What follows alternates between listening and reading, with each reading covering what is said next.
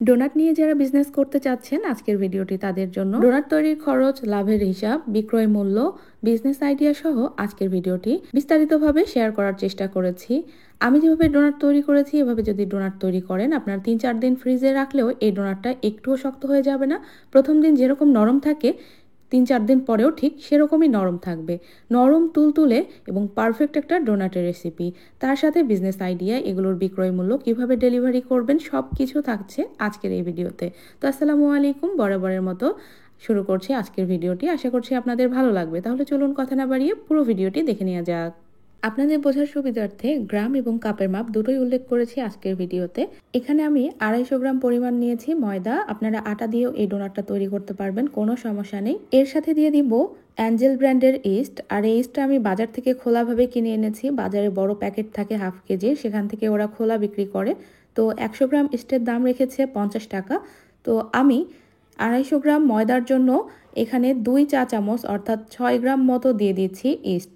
আর ভালো মানের ইস্ট ব্যবহার করার চেষ্টা করবেন, তা না হলে আপনারা হুবহু রেসিপি ফলো করলেও দেখা যাবে যে পারফেক্ট হবে না। তার সাথে দিয়ে দিব 5 গ্রাম পরিমাণ গুঁড়ো দুধ। আপনারা চাইলে গুঁড়ো দুধটা স্কিপ করতে পারবেন, সমস্যা নেই। যেহেতু ডোটা আমরা দুধ দিয়েই মাখাবো, সেজন্য গুঁড়ো দুধ না দিলেও হবে। এর সাথে দিয়ে দিচ্ছি 50 গ্রাম পরিমাণ চিনি। আর সাথে দিয়ে দিচ্ছি হাফ চা চামচ পরিমাণ লবণ।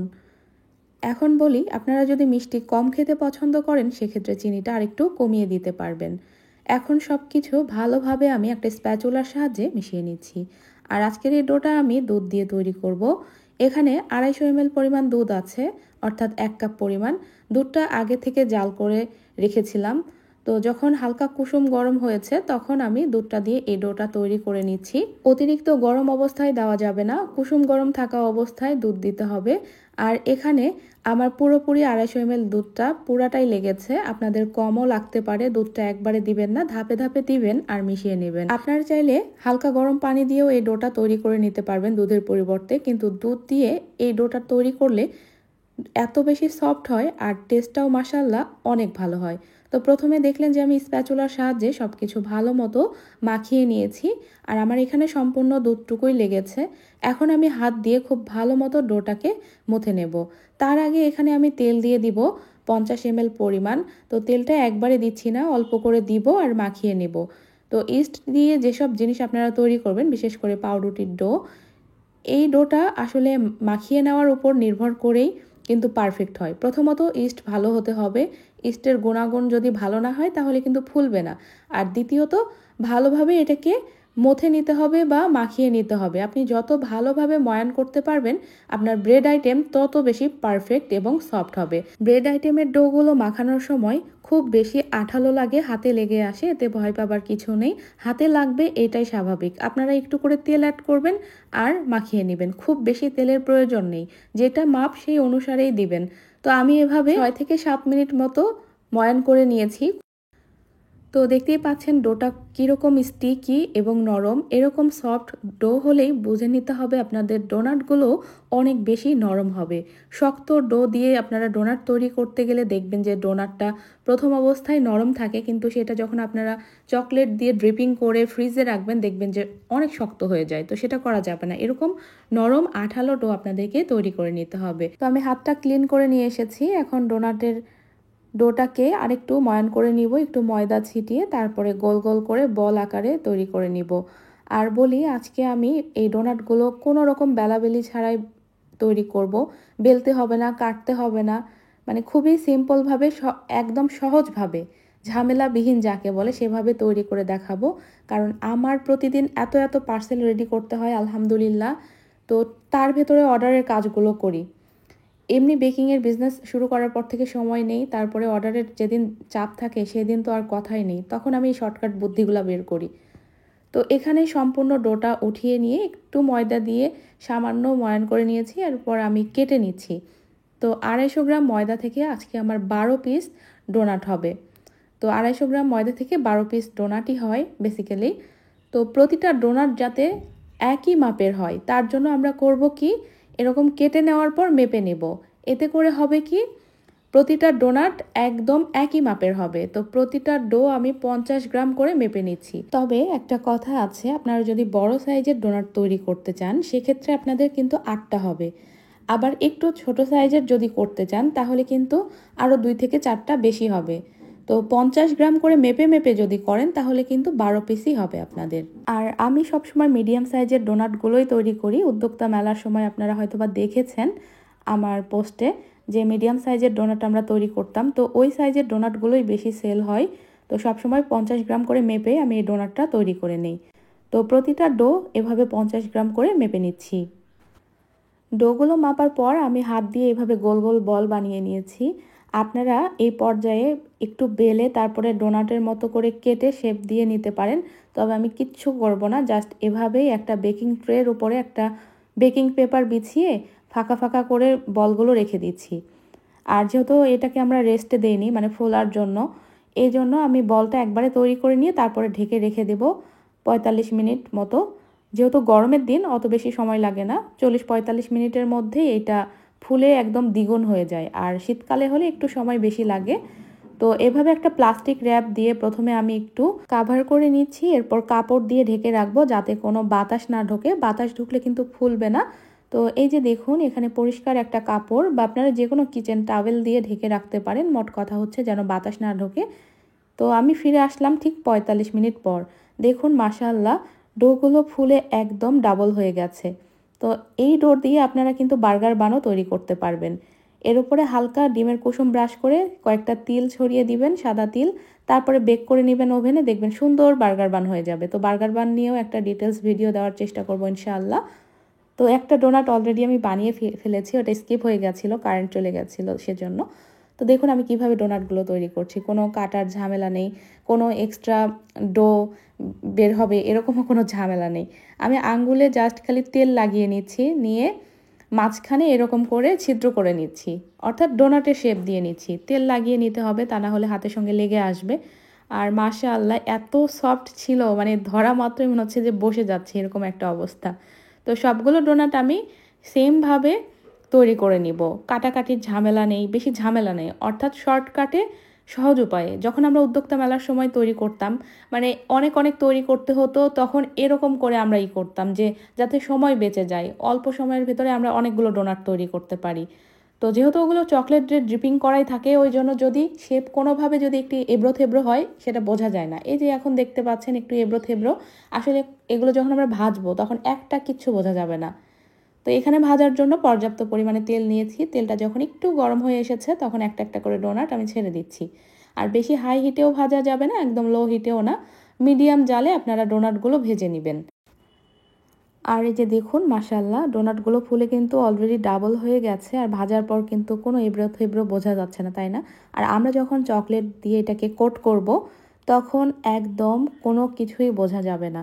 ওই জন্যই আমি এইভাবে দেখালাম।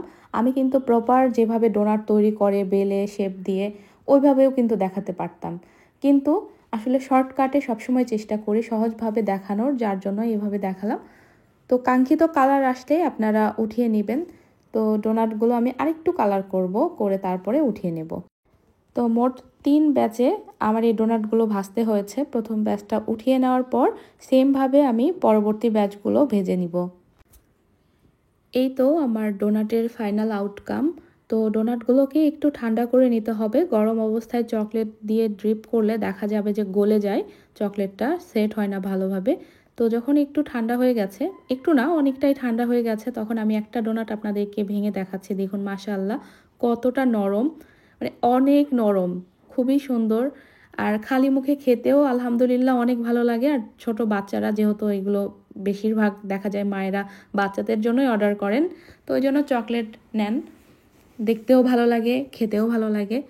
তো আজকের এই 12 পিস ডোনাটের জন্য 200 গ্রাম এখানে মিল্ক চকলেট নিয়েছি, একটা তো ছিঁড়ে ফেলেছি ডোনাট। তো আমার মোট 10 পিস ডোনাটের অর্ডার ছিল। তো এখানে আপনারা চাইলে ডার্ক চকলেটটাও নিতে পারেন, তবে আমাদের এখানে আসলে ডার্ক চকলেটটা কেউ অত বেশি লাইক করে না, সেজন্য মানে আমরা মিল্ক চকলেটটাই সচরাচর ইউজ করি। তো আমি গরম পানির পাত্রের উপরে রেখে মেল্ট করে নিচ্ছিলাম চকলেটটা, মাঝে আবারও স্কিপ হয়ে গেছিলো, ওই জন্য আবারও একটুখানি অন করে আপনাদের দেখাচ্ছি। তো উপরে যে মানে জেব্রা ডিজাইনটা বা স্পাইরাল যেটাই বলেন না কেন, ওইটা করার জন্য এরকম হোয়াইট চকলেট লাগবে। এখানে আমি 60 গ্রাম মতো হোয়াইট চকলেট নিয়েছি, যদিও সম্পূর্ণ লাগবে না, তারপরে একটু বেশি নিয়েছি। তো হোয়াইট চকলেট মেল্ট করার সময় অনেকের অভিযোগ যে দলা পাকিয়ে যায়। তারা করবেন কি, মেল্ট করার আগে এরকম একটু সয়াবিন তেল অ্যাড করে দিবেন। আমি 1 চা চামচ মতো সয়াবিন তেল অ্যাড করে দিলাম। এরপর ডাবল বয়লার প্রসেসে এটাকেও মেল্ট করে নিব, অর্থাৎ গরম পানির পাত্রের উপরে রেখে মেল্ট করে নিব। এই যে দেখুন খুব সুন্দর মেল্ট হয়ে গেছে।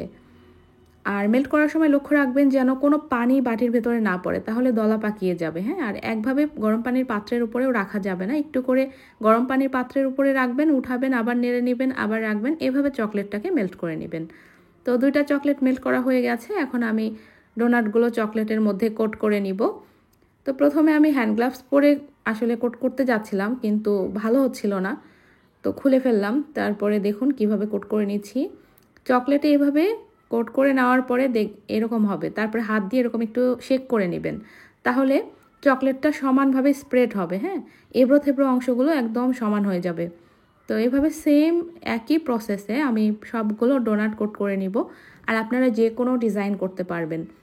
আর চকলেট এখানে আমি মিল্ক চকলেট নিয়েছি, তাই বলে মিল্ক চকলেটই নিতে হবে এমন না। যারা ডার্ক চকলেট পছন্দ করেন ডার্ক চকলেট নেবেন, বা হোয়াইট চকলেটে বিভিন্ন কালার মিশিয়ে সেরকম করতে পারেন। মানে ডিজাইনটা একান্ত নিজের উপর নির্ভর করে। তবে আমাদের এই ডিজাইনটা সব থেকে বেশি চলে, মানে এইটাই সবাই বেশি পছন্দ করে, সেজন্য এইটাই বারবার করা হয়। আর দেখুন এখানে সামান্য একটু চকলেট বেঁচে গেছে, ওই একটা ছিঁড়ে ফেললাম। ওইটা যদি না ছিঁড়তাম ওই চকলেটটা লেগে যেত। তো যাই হোক, এই চকলেটটা দিয়ে সবগুলো আমি ড্রিপিং করে নিয়েছি, মানে কোট করে নিয়েছি যেটাকে বলে আর কি।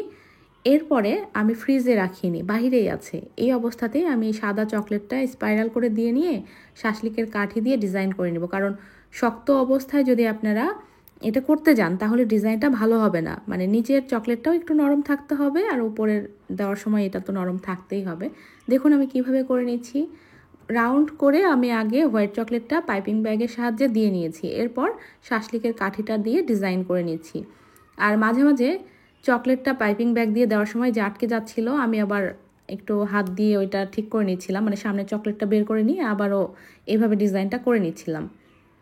তো গোল করে দিয়ে নিতে হবে। এরপরে দেখুন আমি কিভাবে ডিজাইনটা করছি, যারা নতুন আছেন তাদের জন্য এত ডিটেলসে দেওয়া। তো প্রথমে সামনের দিক থেকে মাঝখানে টেনে নিয়ে যাচ্ছি, তারপরে আমি করব কি, মাঝখান থেকে সামনের দিক টেনে নিয়ে যাব, এই যে, তাহলে এরকম একটা ডিজাইন হয়ে যাবে। আর এই ডিজাইনগুলো দেখতে মাশাআল্লাহ খুবই ভালো লাগে। তো সবগুলো ডোনাটে এভাবে ডিজাইন করা হয়ে গেলে নর্মাল ফ্রিজে রেখে সেট করে নিতে হবে, কেননা নরম অবস্থায় এরকম ডোনাট খেতে অত ভালো লাগে না। এটা যখন ফ্রিজে রাখবেন উপরের চকলেটটা সুন্দর মতো সেট হয়ে যাবে, তখন ডোনাটটা দেখতেও ভালো লাগবে, খেতেও ভালো লাগবে। তো আবারও একটা আমি আপনাদেরকে ডিজাইন করে দেখাচ্ছি। আর এই ডোনাটগুলো তৈরি করতে আমার কত খরচ হলো বা এর দাম কত রাখবো, আমি সব কিছু আপনাদের সাথে শেয়ার করব ভিডিওর লাস্টে। খাতায় একদম সুন্দরভাবে লিখে নিয়ে এসেছি যাতে আপনারা সহজেই বুঝতে পারেন। তো আমার এখানে সবগুলো ডোনাটে ডিজাইন করে নেওয়া হয়ে গেছে। এখন আমি ডোনাটগুলোকে ফ্রিজে রেখে দিব। নর্মাল ফ্রিজে 10-15 মিনিট মতো রাখলেই সেট হয়ে যাবে। তো এভাবে ফ্রিজে রেখে দিচ্ছি। তো ফিরে আসছি 10-15 মিনিট পর।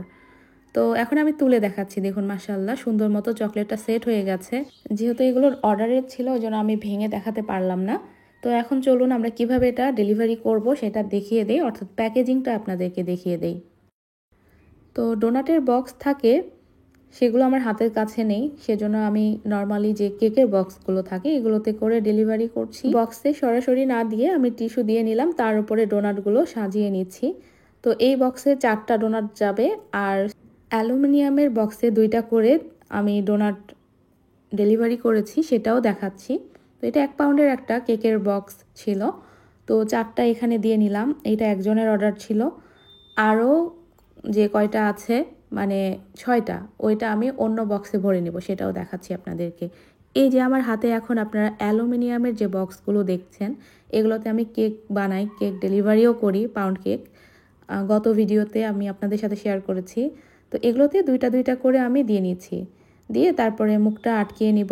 এই বক্সগুলো 660 ml এর বক্স। এই বক্সগুলো আপনারা আমাদের কাছে পেয়ে যাবেন 12 টাকা পিস হিসেবে, এগুলো আমরা সেল করে থাকি। তো ঢাকনাটা কিভাবে আটকাতে হয় দেখে হয়তো বা বুঝতেই পারছেন, সাইডে এরকম লক সিস্টেম থাকে। তো এই যে দেখুন 3টাতে ভরে নিয়েছি ফয়েল বক্সগুলোতে, আর একটা কেকের বক্সে। তো এখন ডেলিভারি করে দিব। তো চলুন এখন দেখে নেওয়া যাক এই ডোনাটগুলো তৈরি করতে কত খরচ হলো। ডোনাট তৈরির খরচ ও লাভের হিসাবটা লিখে নিয়ে এসেছি। প্রথমে উপকরণগুলো লিখেছি, যেটা যতটুকু করে ব্যবহার করেছি এবং তার দামটা। আসলে হিসেবটা খুবই সহজ। আমাদের ময়দা লেগেছে 250 গ্রাম। তো 1 কেজি ময়দার দাম যদি 70 টাকা হয়, 70কে যদি আপনারা 4 দিয়ে ভাগ দেন তাহলে 250 গ্রামের দামটা বের হয়ে আসবে, অর্থাৎ 17.5 টাকা। চিনি 50 গ্রাম লেগেছে, 120 টাকা কেজি হলে আপনার 100 গ্রাম চিনির দাম আসে 12 টাকা। তো সেক্ষেত্রে 50 গ্রামের দাম আসবে 6 টাকা। ইস্ট লেগেছে 6 গ্রাম। তো ইস্টের দামটা ওইভাবেই ধরেছি 3 টাকা। লবণ হাফ চা চামচ, এইটার দামটা ধরিনি। গুঁড়া দুধ 5 গ্রামের দাম 5 টাকা। তরল দুধ 250 মিলি 70 টাকা লিটার হলে 70কে 4 দিয়ে ভাগ দিলে 17.5 টাকা আসে 250 মিলির দাম। তেলের ক্ষেত্রেও তাই, 200কে আপনি 10 দিয়ে ভাগ দিবেন, 100 মিলির দাম আসবে 20 টাকা। তাহলে 20-এর অর্ধেক হচ্ছে 10 টাকা, 50 মিলির দাম।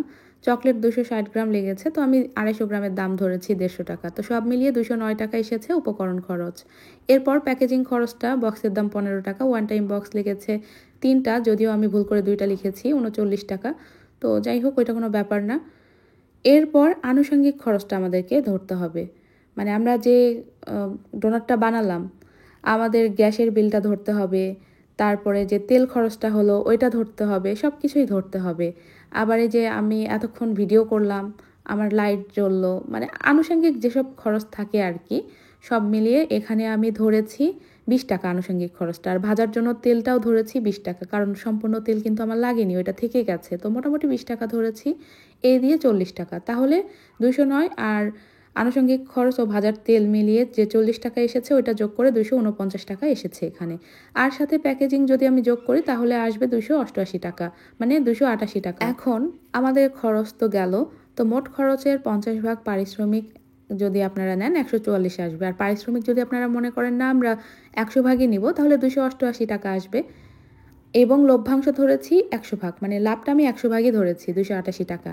হ্যাঁ, তো মোট খরচের পারিশ্রমিকটা 144 ধরেছি, এখানে আমি 288 টাকাও ধরতে পারতাম, তো আমি অত ধরিনি। যাই হোক, যদি আপনারা সবগুলো 100 ভাগ 100 ভাগ করে ধরেন সেক্ষেত্রে আপনাদের বিক্রয় মূল্যটা আরও বেশি আসবে। তবে আমি যেভাবে ধরেছি সেটাই দেখাচ্ছি।